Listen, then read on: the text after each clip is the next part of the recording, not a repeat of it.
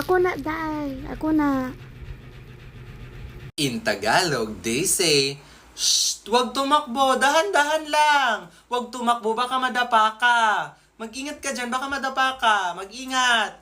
Dahan-dahan lang."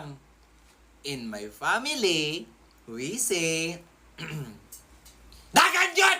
Dagan yun! Kaya pag ikaw lagi madagmad ha, imo yung taka ba, tiwasan yung taka. Tingin mo kasabot isa ka istorya ba? Gusto yun mo, pagbalik-balik, tagyaw-yaw diri ha. Kinagdilay lagi magdakan-dakan kay pag madagma ka diha ha. Pag madagma ka, tiwasan yung taka.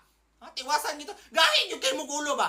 Ha, gahin yung kay mo gulo. Kaganina rata, tarang sige kingun nga, dili magdakan-dakan. Kaglisod kay nang dalan. Gahin yung kay mo gulo. Kamu sinundan ganun tayo ko mamatay. Higit mo kasabot. Sige dagan! Naghinay ra! Ilagay mo dagan ba? Kadlok na na, oy. Mo, regali. Tago na lang, God.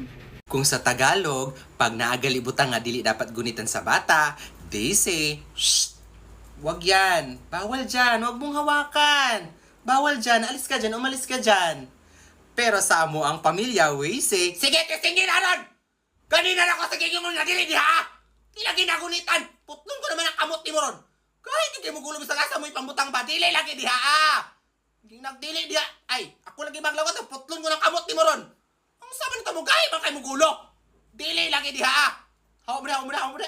Ganina rabi ko sige, ay, ganina rabi ko naglangot ninyo! Basin mo na ako ron! Hawa mo di ha! Hawa!